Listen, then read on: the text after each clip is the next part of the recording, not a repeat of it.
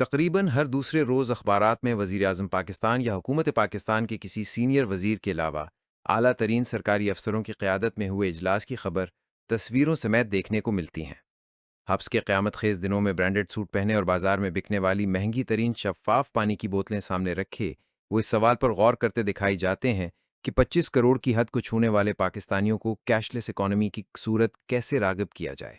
इस सवाल पर गौर करते हुए यह हकीकत भुला दी जाती है कि आलमी बैंक में गहरी तहकीक के बाद नतीजा ये निकाला है कि हमारी तकरीबन आधी आबादी खते गुर्बत से नीचे ज़िंदगी बसर कर रही है और बाकी जो हैं तैयार बैठे हैं। कैशलेस इकॉनमी का सीधा सादा मतलब है कि आपके हाथ में मोबाइल फ़ोन, आपका शनाख्ती कार्ड होने के अलावा चेक बुक भी है। इसके अलावा एटीएम वगैरह हैं। इन सब के होते हुए आपको बैंक की किसी शाख बजाते खुद जाने की ज़रूरत नहीं। घर बैठे ही मोबाइल के बटनों से खेलें, यूं नकदी की सूरत किसी शय की कीमत अदा करने की ज़रूरत नहीं। सरकार आपको बिजली और गैस के जो बिल भेजती है वो अलबत्ता अंग्रेजी में लिखे होते हैं और ये वो ज़बान है जिसे अनपढ़ माशरे की बेपनाह अक्सरियत हरगिज़ नहीं जानती। अंग्रेजी ज़बान से आगही के बगैर कोई सारिफ अपने आने आए बिल को वापटा या गैस के महकमे को मोबाइल बैंकिंग के जरिए भिजवा ही नहीं सकता। ये बुनियादी बात मगर ब्रांडेड सूट पहने बाबू साहबान के जहन में कभी नहीं आएगी। एटीएम के हवाले से मैं खुद जब भी उन्हें फराहम करने वाले बैंकों की हेल्पलाइन कर गया तो मतलूबा अफसर से अपना मसला समझाने के लिए 15 मिनट से कम वक्त मुयस्सर न हुआ। मतलूबा साहब हेलो कहते ही नहायत जल्दी में सुनाई देते। आपसे इस अंदाज में सवालात पूछते हैं कि आपको समझ नहीं आती। वो फ़र्ज़ कर लेते हैं कि उनसे रजू करने वाला सारिफ एटीएम बैंकिंग के लिए इस्तेमाल होने वाली हर इस्लाह से वाकिफ़ है। उनको तरबियत देने वालों ने उन्हें शायद ये बताने की ज़रूरत ही महसूस नहीं की कि हमारे यहाँ मोबाइल बैंकिंग निस्बतन नौज़ायदा है और पाकिस्तान में 55 से 60 साल से ज़्यादा उम्र के लोग भी एटीएम इस्तेमाल करते हैं। गुज़िश्ता बरस मुझे वतन अजीज़ के एक मशहूर बैंक ने गुज़िश्ता एटीएम के मयाद ख़त्म होने के बाद नया एटीएम डाक की सूरत भेजा। इसके इस्तेमाल के लिए मुझे नया पिन कोड हासिल करना था। इसके हुसूल के लिए मुझे 3 बार हेल्पलाइन से रजू करना पड़ा। उम्र के 60 साल गुजार लेने के बाद आपकी याददाश्त पर बुरा असर पड़ता है।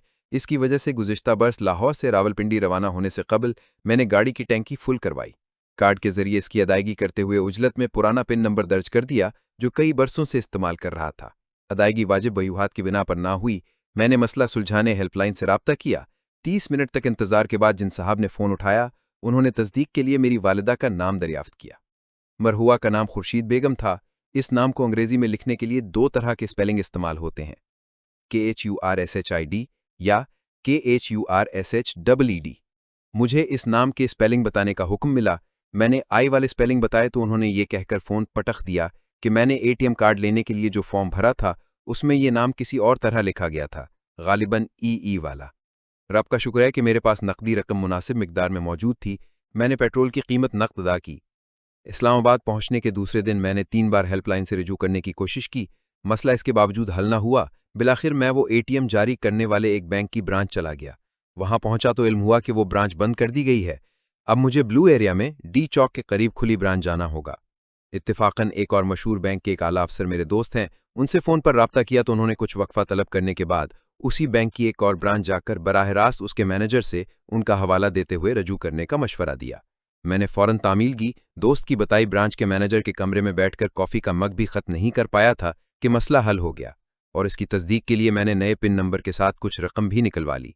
किस्सा मुख्तसर टेक्नोलॉजी के इस दौर में मुझ नाम नेहात पढ़े लिखे शख्स को अपना मसला हल करवाने के लिए सिफारिश से काम लेना पड़ा और मैं अखबार के लिए लिखने के पहले दिन से ही सिफारिश के खिलाफ तवील व तल्ख अल्फाज इस्तेमाल करता रहा हूँ। मज़कूरा वाक़या के बाद से मैं जानबूझकर किसी भी बैंक की ऐसी ब्रांच में घुस जाता हूँ जहाँ का मैनेजर मेरा शनासा होता है। उससे मिलकर ड्रामा ये रचाता हूँ कि इत्तेफाकन उसके बैंक के पास से गुजरते हुए ख्याल आया कि क्यों ना उससे हेलो हाय कर ली जाए। मेरा असल मकसद मगर ये मालूम करना होता है कि कितने लोग एटीएम या मोबाइल बैंकिंग के हवाले से पैदा होने वाले मसाइल की वजह से बैंक आए हुए हैं। सरसरी मुशाहिदे पैगाम दिया है कि औसतन 4 के करीब बैंक सारिफ इसी मकसद की खातिर वहां आए होते हैं। ऐसे में हेल्पलाइन का वजूद मुझे तो फिरोई लगना शुरू हो गया है।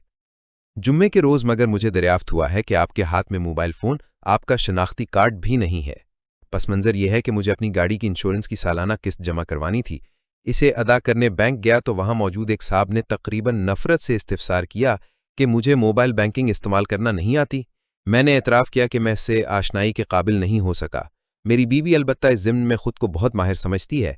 चंद माह कबल ही मगर वो अपनी उम्र भर की पूंजी मोबाइल फ़ोन के ज़रिए अप्रोच करने वाले किसी फराडिये की वजह से लुटवा सकती थी। उसके तजर्बे ने मुझे मज़ीद घबरा दिया। मेरी बात बगैर मुस्कुराए या हमदर्दी का इजहार किए बगैर सुनने के बाद मज़कूर अफसर ने मेरे सामने एक फार्म ऐसे फेंका जैसे जानवरों को रातब या परिंदों को दाना डाला जाता है। फार्म भरने से कबल खुशकिस्मती से मुझे याद आ गया कि काउंटर पर जाने के लिए मुझे टोकन भी दरकार होगा। वो हासिल करने के बाद तकरीबन 25 मिनट इंतजार के बाद बारी आई तो पे ऑर्डर बनाने वाले ने शनाख्ती कार्ड का तकाजा किया। मैंने मोबाइल खोलकर उसे मौसूफ के रूबरू कर दिया। असल कॉपी न होने की वजह से मगर नादरा के हुक्म के मुताबिक वो मेरा बायोमेट्रिक करने को मजबूर था। मैंने बायोमेट्रिक के लिए अंगूठा रखा तो हाथ की लकीरें उम्र खा चुकी थीं। सच्ची बात है कि जिल्लतों के मारे तबके से ताल्लुक रखने की वजह से मुझे अपनी जिल्लत के बाद बहुत कम गुस्सा आता है। जुम्मे के रोज मगर सब्र जवाब दे गया। आवाज थोड़ी बुलंद करके ये जानने को मजबूर हुआ कि जिस अकाउंट से मैं रकम अदा कर रहा हूं वो मेरा है या नहीं। क्या जिस गाड़ी के इंश्योरेंस की सालाना किस्त अदा कर रहा हूं वो मेरे नाम से ही रजिस्टर है या नहीं। इसकी रजिस्ट्री का टोकन भी मेरे फोन में नकल की सूरत मौजूद था। मेरी शिनाख्त की तस्दीक यकीनन वाजिब ठहराई जा सकती थी अगर मैं किसी और के अकाउंट से अपने लिए रकम निकलवा रहा होता। लतीफ़ा ये भी है कि जो रकम मुझे मकसूद थी वो 60,000 रुपए से भी कम थी। इस रकम को भी मैं कैश की सूरत वसूल नहीं करना चाह रहा था। इंश्योरेंस कंपनी को पे ऑर्डर चेक की सूरत भिजवाने की कोशिश हो रही थी। मेरी तकरीर से मुतासिर होकर बैंक क्लर्क ने नादरा शाही के पोर्टल से दोबारा राब्ता किया। वहां से मुझसे मेरी वालिदा, बीवी और बच्चियों के नाम पूछे गए। मैंने बता दिए तो उन सब की तारीख़ पैदाइश पूछने का आगाज हो गया। मैंने सिर्फ अपनी बीवी की तारीख़ पैदाइश बताने के बाद ये कहा कि अगर मेरा बैंक मुझे पे ऑर्डर जारी करने से कासिर है तो मैं आज और इसी वक्त अपना अकाउंट यहां से बंद करके वहां मौजूद रकम किसी दूसरे बैंक मुंतकिल करना चाहूंगा। लानच की बदौलत मेरी धमकी काम आ गई और बिलाखिर 1.5 घंटे की कोफ्त और जिल्लत के बाद मैं अपने बैंक अकाउंट से अपने ही जेर इस्तेमाल गाड़ी की इंश्योरेंस की किस्त अदा करने के लिए पे ऑर्डर बनाने के काबिल हो सका। हमारे बाबू पाकिस्तान को जदीद बनाने के लिए जिन राहों पर चल निकले हैं वो हरगिज सारिफ दोस्त नहीं है। मुझे कामिल एतमाद लेके उनका रवैया ऐसा ही रहा तो हम पत्थर के जमाने में ही महसूर रहेंगे। बाबुओं के होते हुए पाकिस्तान कैशलेस इकॉनमी में कम अज कम मेरी जिंदगी के बाकी दिनों में तब्दील नहीं हो सकता।